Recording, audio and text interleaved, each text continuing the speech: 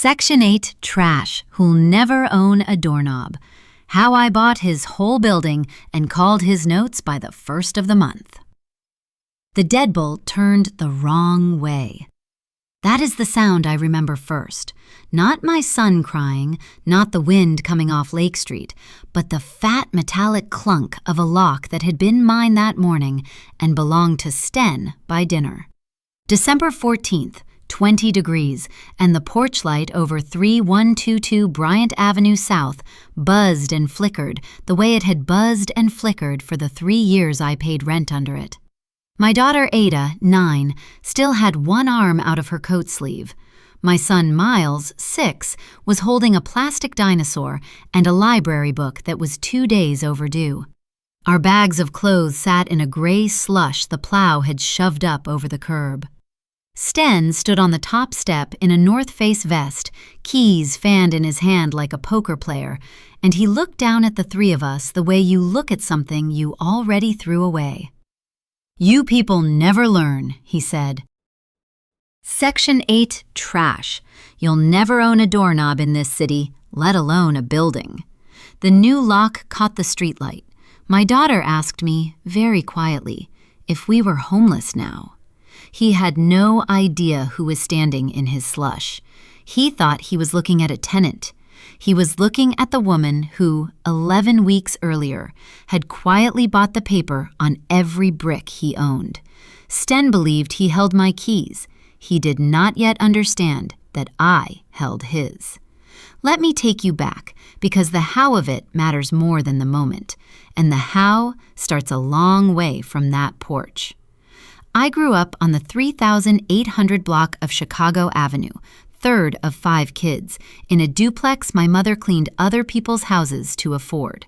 Her name was Grace Okonkwo, and she came to Minneapolis from Enugu in 1979 with 2 suitcases and a nursing certificate that this country refused to honor for 6 years. So, she scrubbed floors at Abbott Northwestern on the overnight shift and studied for the American exams at the kitchen table under a lamp with a scorched shade. I did my homework across from her. I learned 2 things in that kitchen: that paperwork is a language, and that people who own the roof over you can do almost anything to you if you don't. I was not a prodigy. I want to be honest about that, because the story people tell about women like me is that we were secretly geniuses all along. I was a girl who was good at math and better at not being noticed.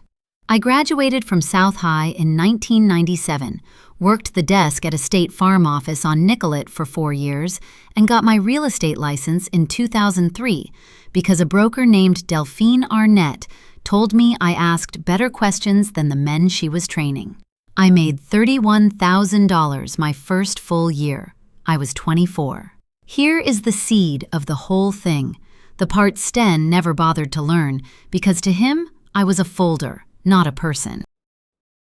In 2006, I bought my first building, a 4-unit brick walk-up on 15th Avenue in the Phillips neighborhood, boarded on the top floor, condemned kitchen, tax forfeited, $41,000 at a Hennepin County auction, with money I'd saved and borrowed from 3 aunties at 4% because they trusted me more than a bank did. The previous owner had left in a hurry, in a drawer that wouldn't open all the way. I had to reach my whole arm in and lift the runner off its track. I found a heavy brass skeleton key. Old. The bow, the round loop you hold, was worn bright as a wedding ring from 100 years of hands. It opened the basement door where the boiler lived. I carried that key on me every day I rebuilt that building with my own hands and a contractor named Big Pete, who charged me in installments. I still have that key. It is on the table as I tell you this. Remember it. I sold that 4-unit in 2011 for $189,000 and rolled every dollar into 2 more, then 4. Then, a small apartment company that I ran out of a 1-room office above a nail salon on Eastlake. I called it North Star Holdings after the state motto, L'Étoile du Nord, because I liked the idea of a woman being a fixed point that other people could steer by. By 2019, North Star quietly owned or managed 61 units across South Minneapolis. Quietly. I drove a 2014 Honda CR-V with 130,000 miles on it. I bought my clothes at the Marshalls on Nicollet. I did not go to galas. I did not want to be seen, because being seen, in my experience, was how you got the deadbolt turned on you. So when my marriage came apart in 2020, that is its own long, sad story, and my ex, Terrence, is not the villain here, just a man who left. I made a decision that looks strange until you understand it. I did not move into one of my own buildings. My accountant, a careful woman named Sunny Pham, who had done North Star's books since 2013, had structured everything so cleanly, so many LLCs and layers for liability, that living in my own asset created tax and insurance snarls I didn't want while I was refinancing the whole portfolio. And, truthfully, I was ashamed and tired, and did not want my tenants to see the landlady sleeping on an air mattress after a divorce. So I did the ordinary thing. I rented, like anyone.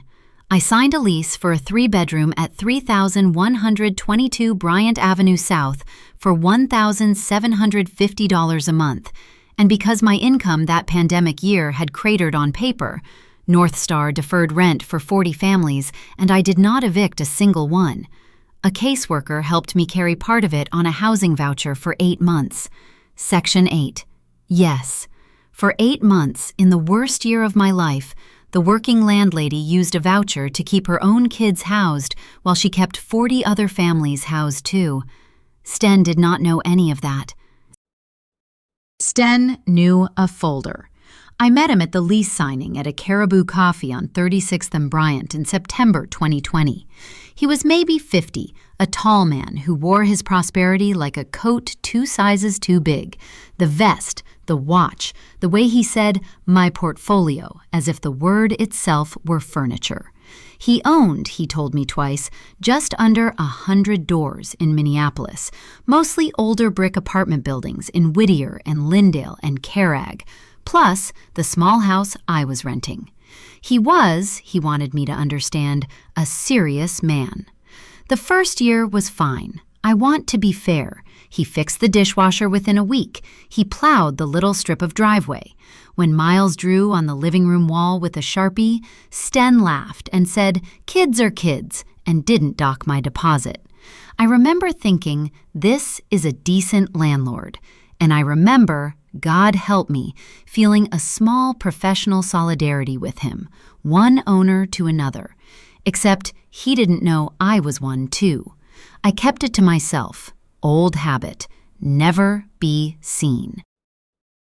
Then the notes started going wrong, the way a piano goes wrong, one string at a time. The first wrong note was March 2021. The furnace at 3122 died on a Thursday night. A cracked heat exchanger, 41 years old. I could smell the problem before the tech confirmed it. I texted Sten. He didn't answer for 2 days. When he did, he sent a space heater from the garage and told me to layer up. It builds character. My kids slept in my bed in coats for 3 nights. I logged it. Date, time, temperature. I have a photo of the thermostat reading 51 degrees at 6:40 a.m. on March 6th. I didn't know yet why I was logging it. I logged it because my mother taught me that paperwork is a language, and someday you might need to speak it. The second wrong note was the rent receipts. Sten preferred cash or Zelle and was strangely allergic to giving me anything in writing. In June 2021, he claimed I'd paid late. I hadn't. I had the Zelle timestamp, June 1st, 8:02 a.m., and tried to charge me a $175 late fee. I sent him the screenshot. He went quiet. But I noticed something a landlord notices. A man who fabricates a late fee for $175 is a man who is short on cash, or greedy, or both. I filed that away too. The third wrong note was the way he talked about his other tenants when he forgot I was one. We crossed paths at the Cub Foods on Lake and Minnehaha in the fall of 2021, both of us buying nothing important, and he leaned on his cart and complained about the deadbeats in the Blaisdell building and the Section 8s dragging down my numbers, and how he'd love to torch the lot of them for the insurance if it weren't a felony. He laughed. I laughed too, the small laugh you give a man holding your lease.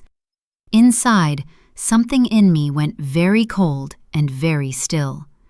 That is the sound of a woman starting to keep score.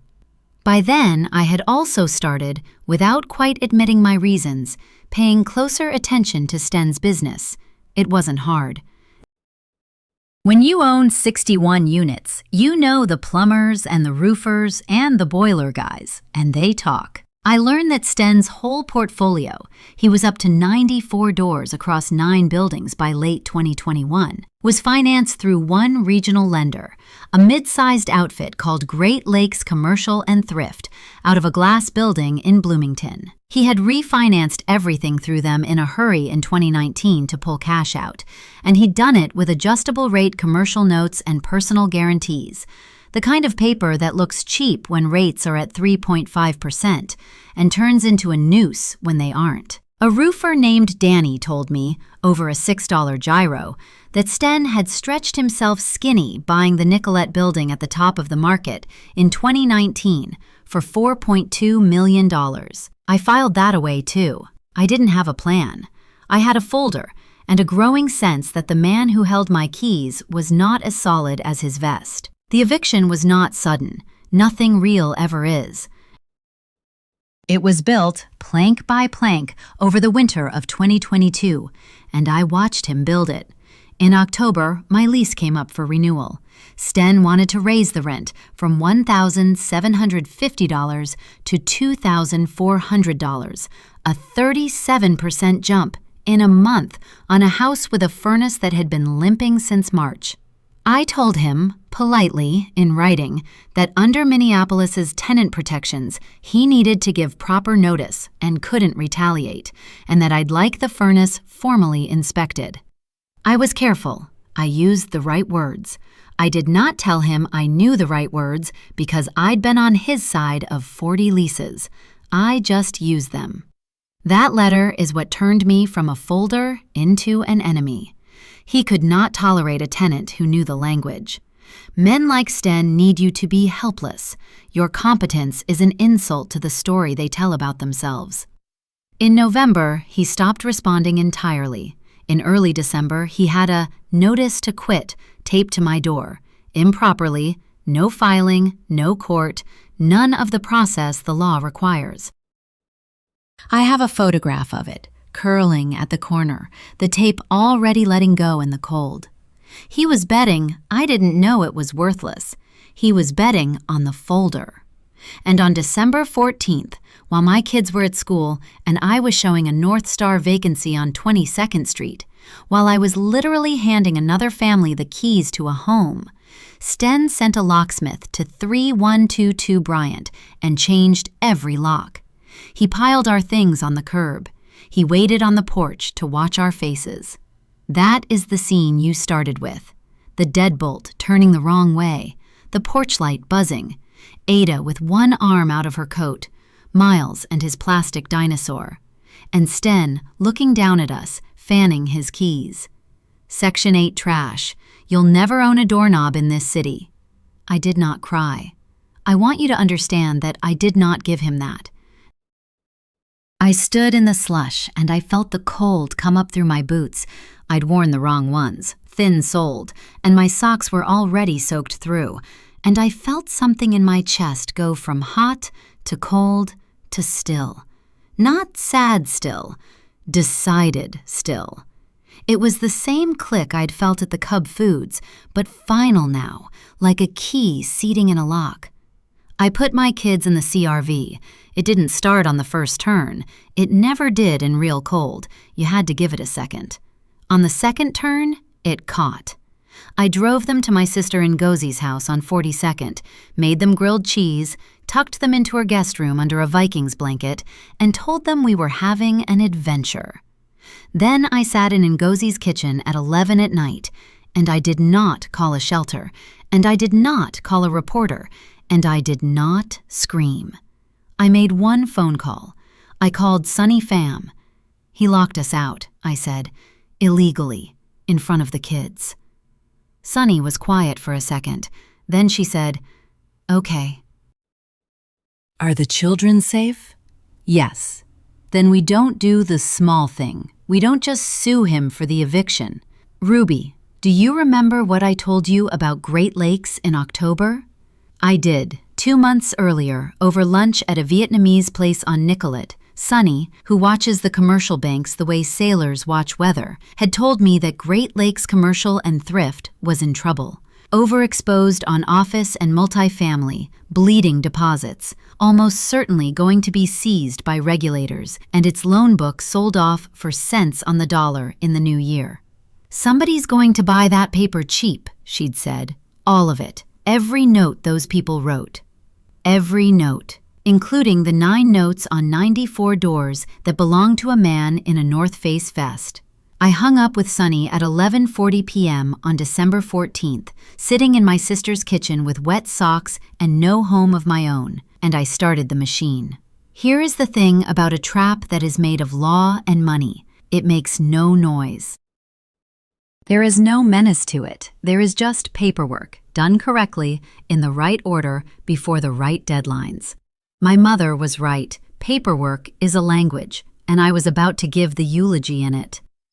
The next morning, December 15th, I did 2 things at once, calmly, the way you do triage. First, the small thing. For the record and for my kids, Sonny referred me to a tenant-side attorney, but I also called someone I already trusted, a woman named Maricela Cruz, who ran a tenant organizing group out of a storefront on Eastlake, and who had, over the years, been both a thorn in my side and, secretly, my conscience. Maricela had once picketed one of my own buildings in 2018 over a maintenance backlog, and instead of fighting her, I'd fixed the backlog and taken her to lunch, and we'd been careful friends ever since. She was the one person who knew Ruby Okonkwo, the landlady, and Ruby Okonkwo, the mother, were the same woman. When I told her what Sten had done, she was silent for a long moment, and then she said, low and furious, "He did an illegal lockout on a mother and 2 kids in December. Ruby, we are going to bury him in daylight." She helped me file the emergency motion. A Hennepin County housing judge ordered Sten to let us back in within 24 hours and later assessed treble damages for the unlawful lockout, $8,400 plus my costs. I want to be honest. That first hearing, the system flinched toward him. Sten showed up in a suit with a lawyer who called me a chronic problem tenant with a voucher history, and I watched the referee's eyes do the thing eyes do when they hear voucher.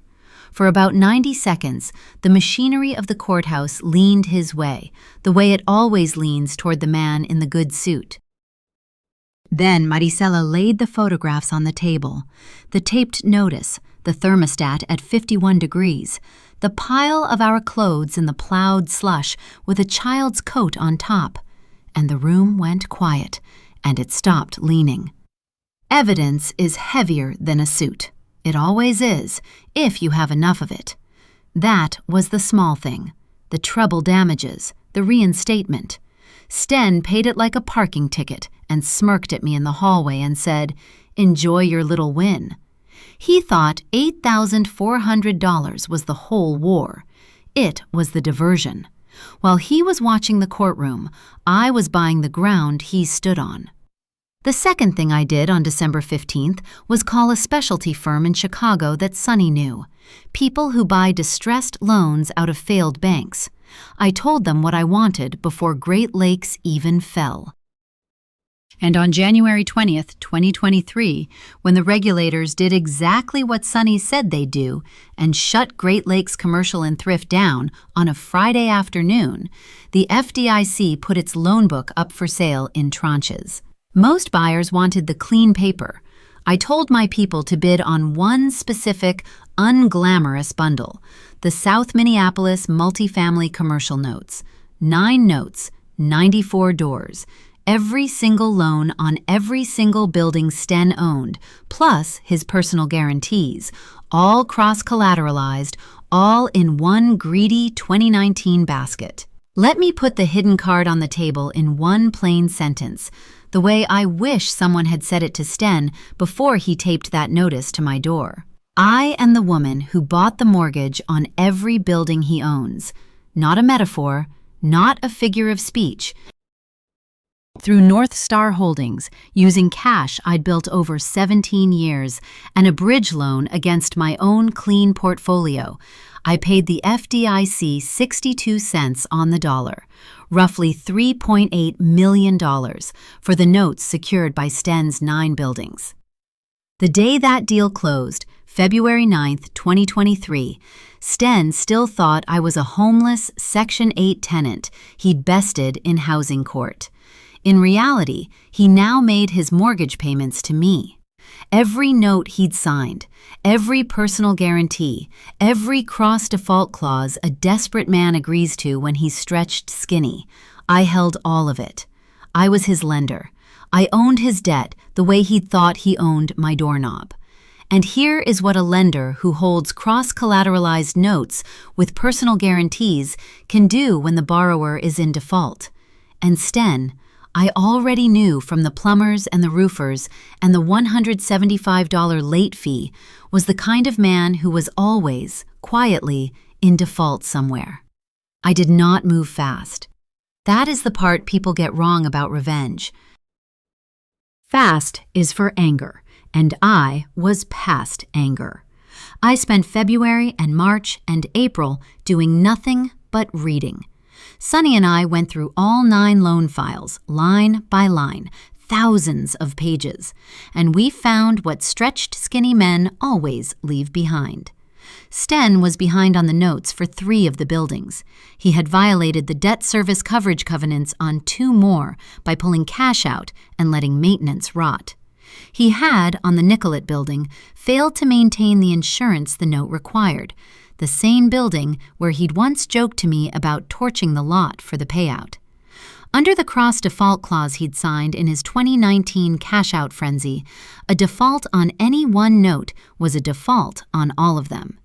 He had built his own gallows in 2019 and handed me the rope in 2023. I could have called every note at once in March. I chose the timing on purpose, and I chose it for the record, not for theater. Under the notes, I had to send a formal notice of default and give him a cure period.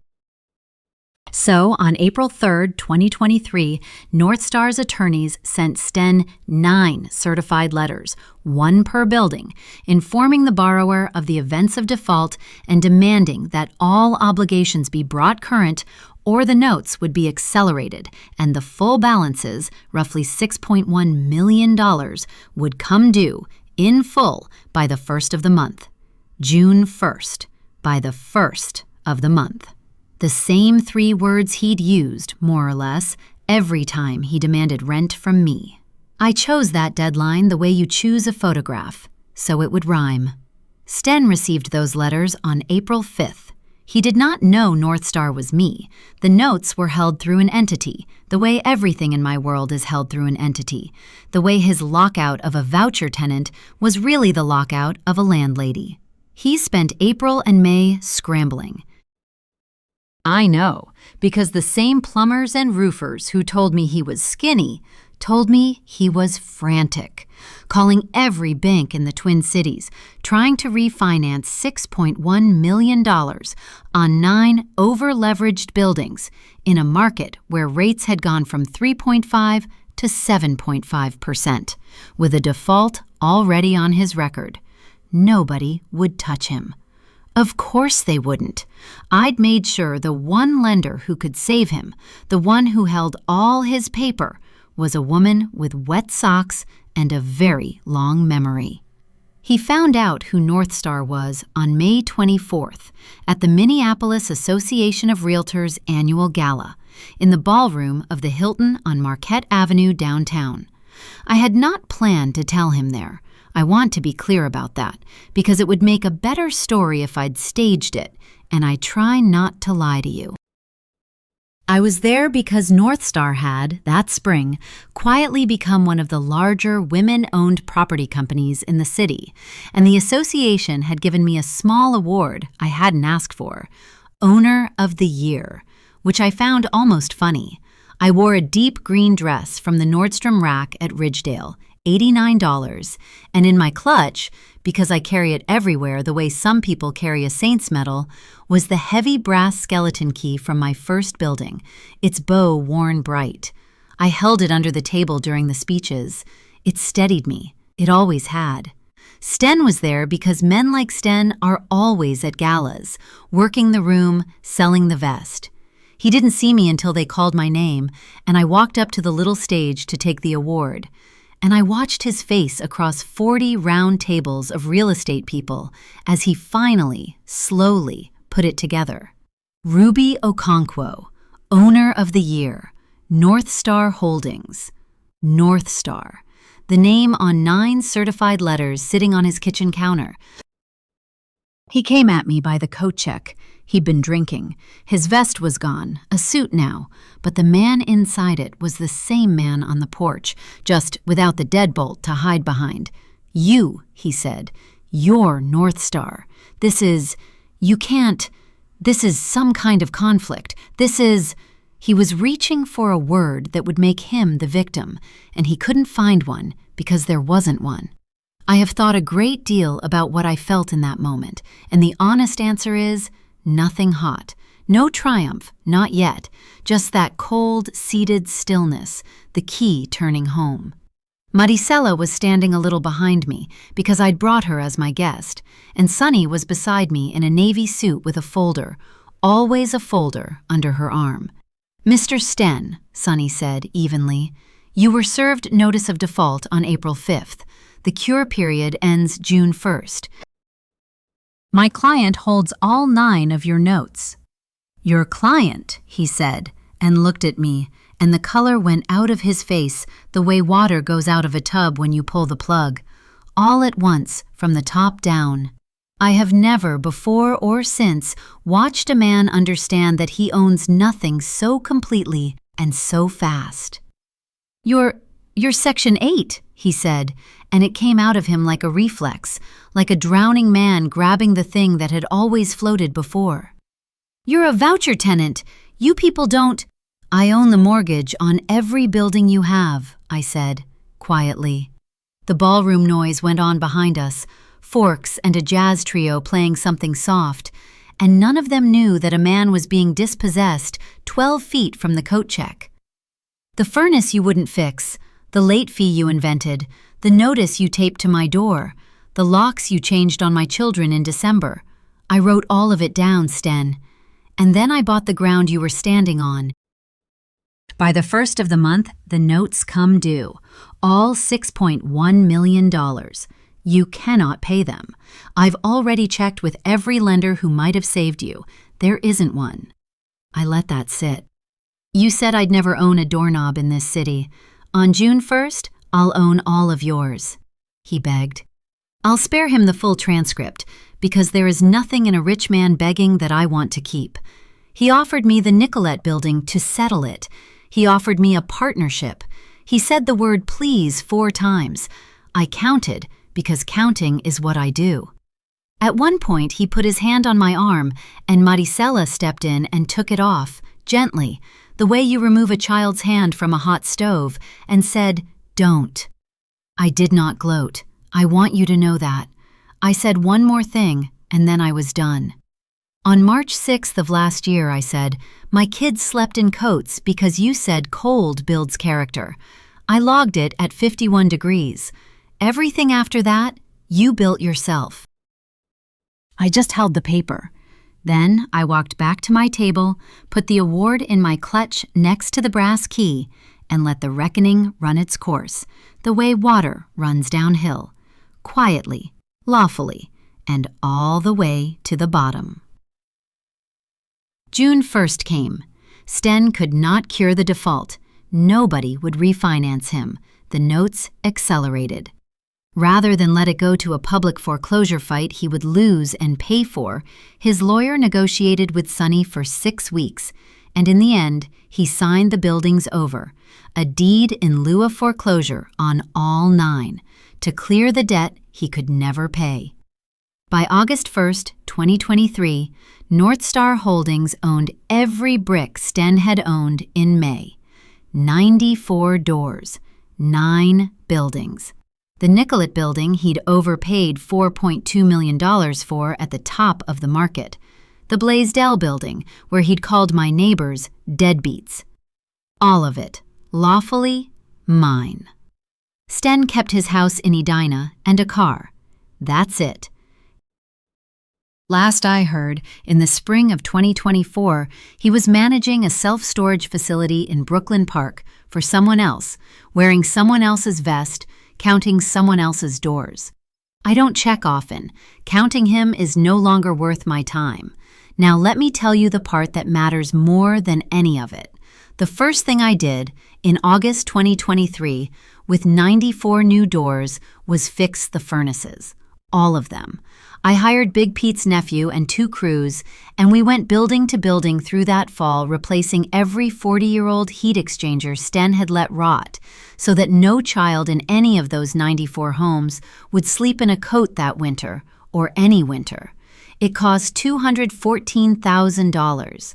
It was the best money I have ever spent. I did not send anyone a press release. The second thing I did was turn Maricella's tenant organizing into something with teeth. North Star started a program, she named it, not me, called the Doorknob Fund, and I will let you guess where the name came from.